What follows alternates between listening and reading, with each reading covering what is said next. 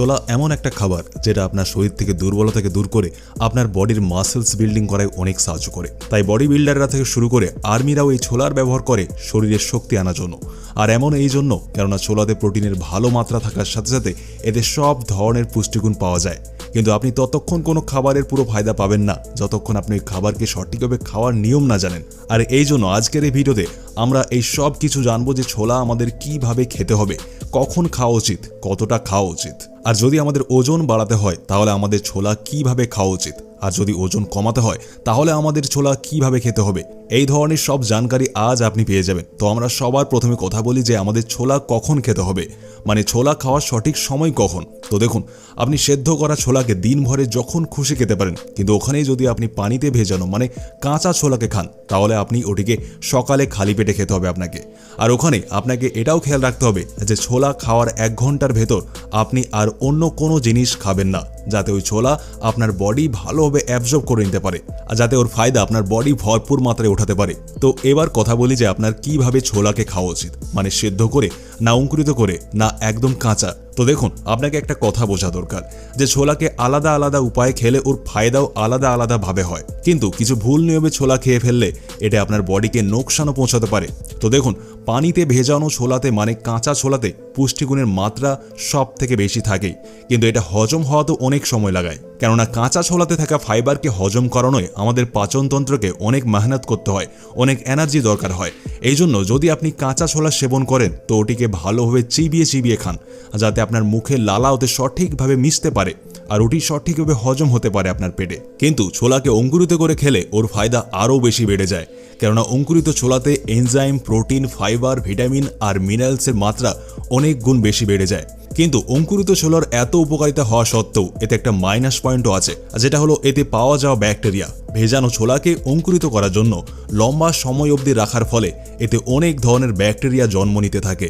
আর এটাই কারণ যে বয়স্ক লোকেদের আর গর্ভবতী মহিলাদের অঙ্কুরিত ছোলা খাওয়া উচিত নয়, কেননা এইসব লোকেদের ইমিউনিটি সিস্টেম অনেক দুর্বল হয়, আর যেটার ফলে কাঁচা ছোলাতে থাকা ব্যাকটেরিয়া শরীরকে নোকসানও পৌঁছাতে পারে। কিন্তু ওখানেই ছোলা যদি সেদ্ধ করে খায় ওর মধ্যে থাকা ভিটামিনস আর মিনারেলসের মাত্রাতে একটু কমতি দেখা যায়, কিন্তু এটা ওদের খাওয়ার জন্য বেশি সুরক্ষিত আর হজম হওয়াতেও অনেক সহজ হয়। এর ফলে এটাকে সবাই খুব সহজে ব্যবহার করতে পারে।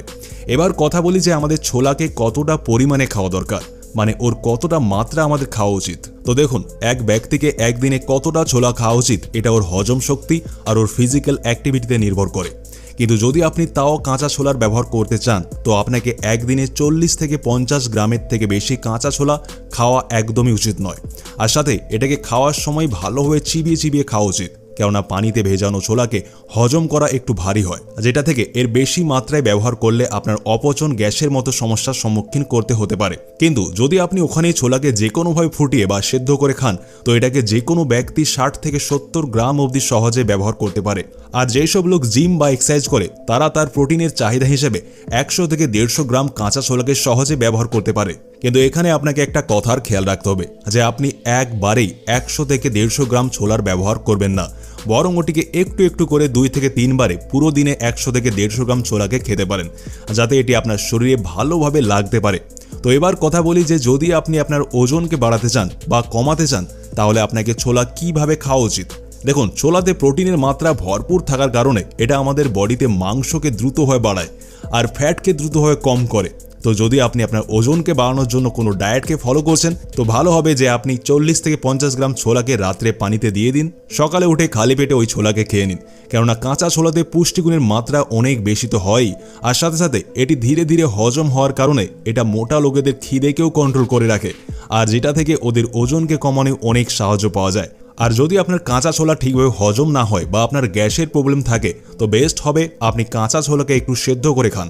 এছাড়া আপনি চান তো ভাজা ছোলাকে নাস্তার উপর সন্ধ্যায় খেতে পারেন, কিন্তু এখানে আপনাকে একটা কথার খেয়াল রাখতে হবে যে আপনি ভাজা ছোলাকে খোলার সাথে খাবেন, কেননা ছোলাতে যত ফাইবার হয় ওটি ওর খোলাতেই হয়। যদি আপনি আপনার ওজনকে বাড়ানোর ডায়েট ফলো করছেন তো আপনি ছোলাকে অলওয়েজ সেদ্ধ করে খাবেন, এমন এই জন্য যাতে ওটি দ্রুত থেকে দ্রুত হজম হতে পারে আর ওর যত পুষ্টিগুণ আছে ওটি আপনার বডিতে বেশি থেকে বেশি মাত্রাতে লাগতে পারে। আর এই জন্য আপনি রাতভর পানিতে ভেজানো ছোলাকে একটু ফুটিয়ে ওতে নুন আর লঙ্কা দিয়ে নাস্তাতে খান। এটা আপনার ওজনকে অনেক বেশি মাত্রায় দ্রুতভাবে বাড়ায় আর এছাড়া আপনি প্রায়শই 50 গ্রাম ভাজা ছোলাকে দুপুরে গুড়ের সাথে খান, আর আপনি অতটাই ছোলাকে সন্ধ্যার সময়ও নাস্তার রূপে গুড়ের সাথে খেতে পারেন। তো যদি আপনি এই নিয়মে ছোলাকে খান তো আপনি একদম সহজে আপনার ওজনকে বাড়াতেও পারবেন আর আপনার ওজনকে কমাতেও পারবেন আর আপনার বডিকেও বানাতে পারবেন। তো আশা করি যে আপনি ছোলার সাথে জড়িত সব জানকারি পেয়ে গিয়েছেন। তো যদি আপনি এইভাবে আরও ইনফরমেশনে ভরা ভিডিওসকে দেখতে চান তো চ্যানেলকে সাবস্ক্রাইব করে বেল আইকনে প্রেস করা একদম ভুলবেন না। ভিডিওটা আপনাকে এতটা দেখবার জন্য অনেক অনেক ধন্যবাদ।